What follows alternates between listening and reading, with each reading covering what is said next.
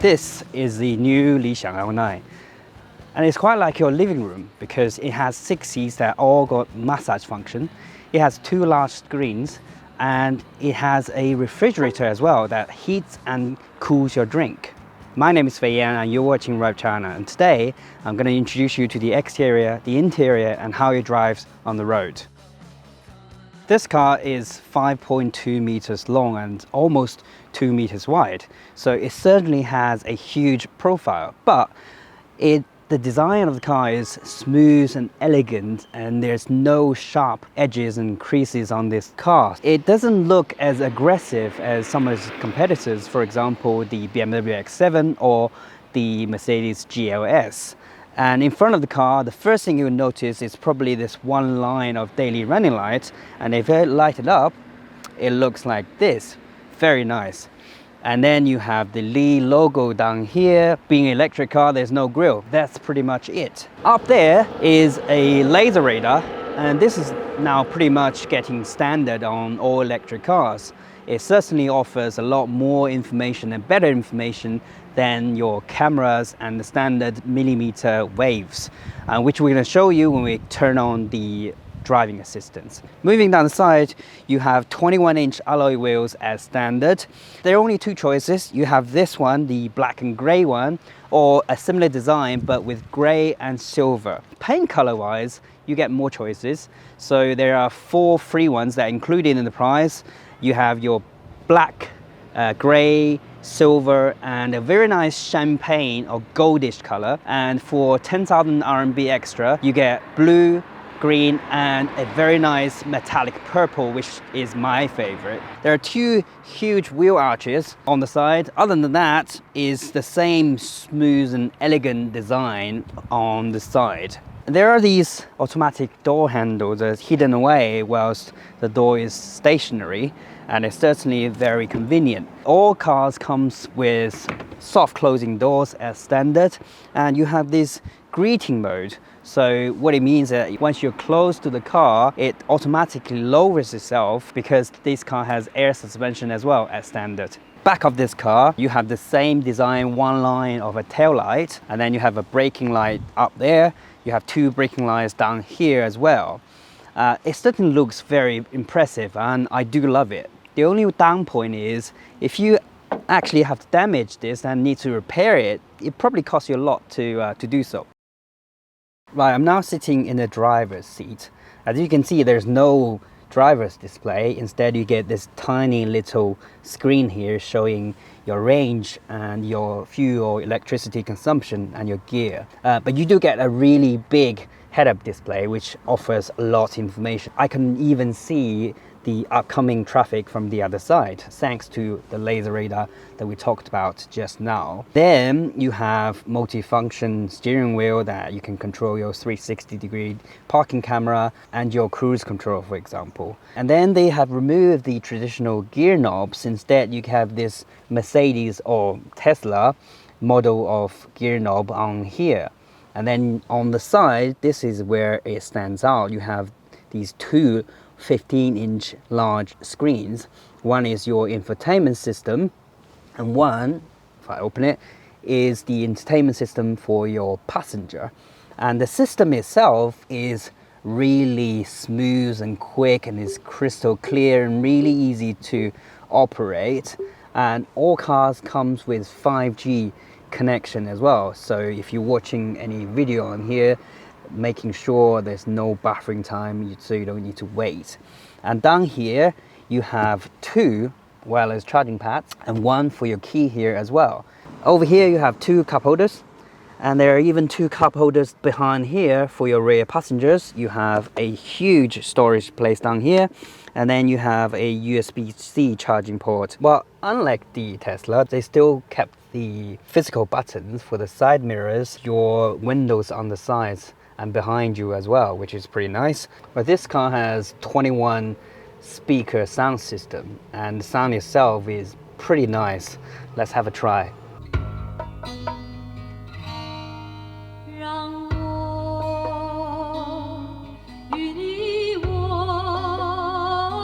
好了。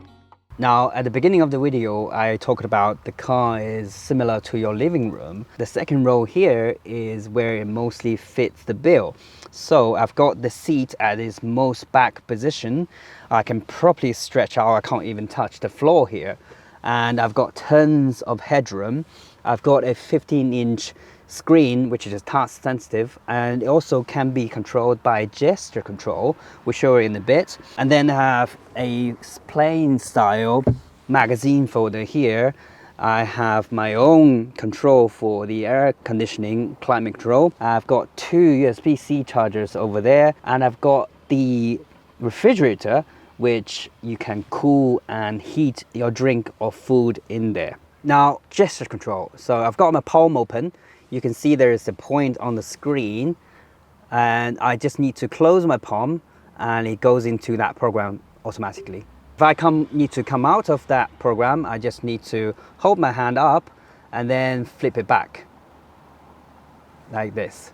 Well, this gesture control can be also used in conjunction with the voice control. So for example, I can do this. 理想同学，二排你好，关掉这个窗户。二排左车窗正在上升，注意哦。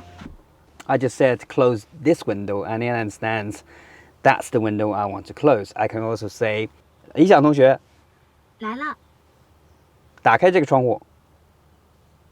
二排左车窗正在降下。Right, most cars, when seating 6 people, the people at the third row might feel a bit squeezed. Now I have the second row at its most backward position. Let's see how much room we got for the third row.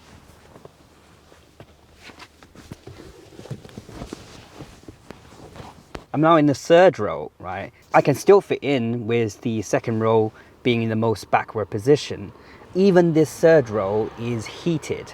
And a lot of the third rows, they're raised up really high, but you don't get much side support. But look at this. This is still soft and comfortable. You know, I can be here as an adult, which is fine. I mean, if you're 6 foot high, you'll still have enough headroom as well. On the side, you have a USB-C charging port as well on both sides. So, you know, if your kids are sitting here charging their iPads or Game Boys up, that's fine. And on here, this is a 220 volt charger. You can pretty much put your PS5 in here. On their online store, you can get a 1.5 meter cable which connects your PS5 directly to the second row screen, so you can play your PS5 here. Well, with so much room for the second row, you still have a decent room left for the third row. Something's gonna give, and that is the boot. The boot itself is pretty shallow and is even smaller than its predecessor, the Lixiang One. It has a claimed storage space of 220 liters, so it's definitely smaller than if you're buying a MPV like the Toyota Sienna. But a good thing is these back seats are electrically controlled and you can fold them down by just touching the button over here.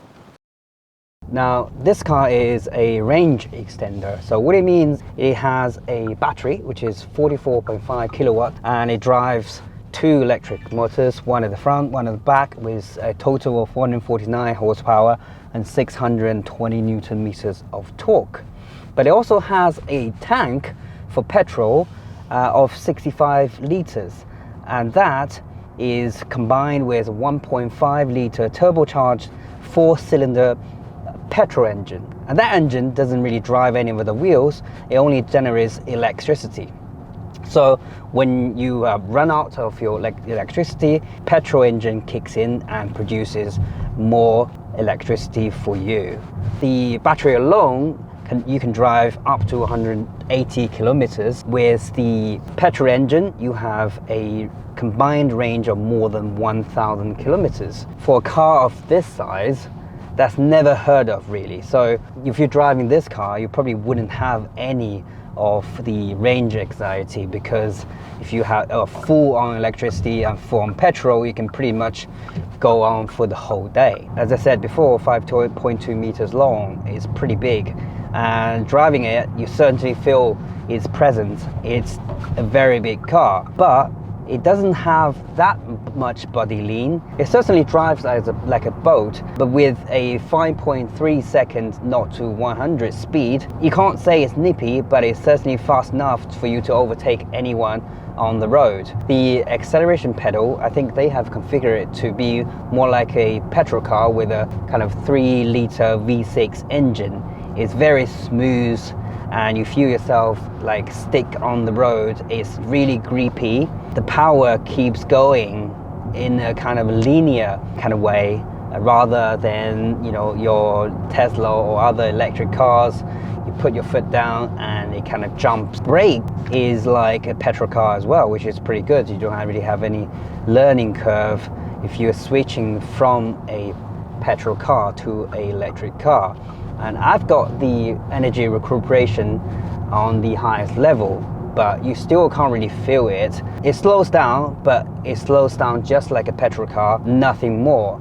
I think Li-Xiang themselves probably wanted you to feel this car more like a high-end petrol car rather than an electric car. I've now ran out of battery and it's running on that petrol engine alone.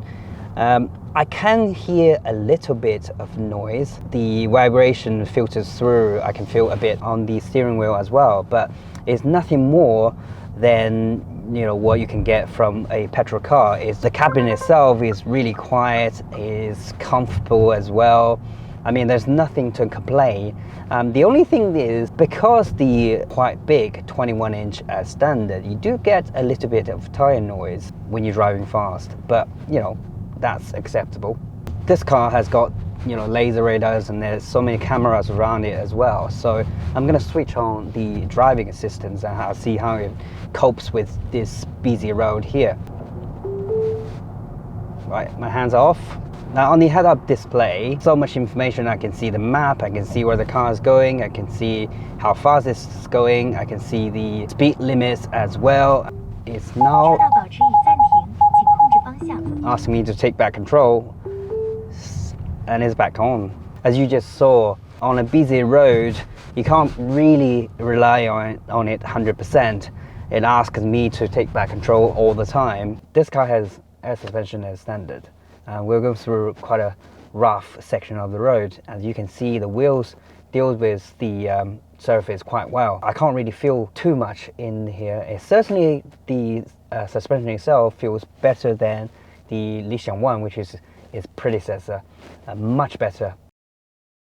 The CEO of the company claimed this is the best SUV that you can buy within 5 million RMB, and that includes the Rolls-Royce Cullinan. I certainly don't think this car is better than the Cullinan in every single way, but you know, if you are going for a family car that carries 6 people, this is probably the best choice you can get right now. The only thing is, previously, if you own a petrol car, right, you get a facelift the next year, and then you get a little bit more of a body kit the year after, and you only get a fully revamped next generation. Electric cars are now becoming more like mobile phones. Like every year or two, you get a completely new CPU, you get bigger and better batteries, and you get bigger screens. It's certainly good for consumers, but if you just bought a new car, try to sell it in 2 or 3 years' time, I think your car probably depreciates a lot more, because the new ones on the market is much more expensive, but it has tons of new gear.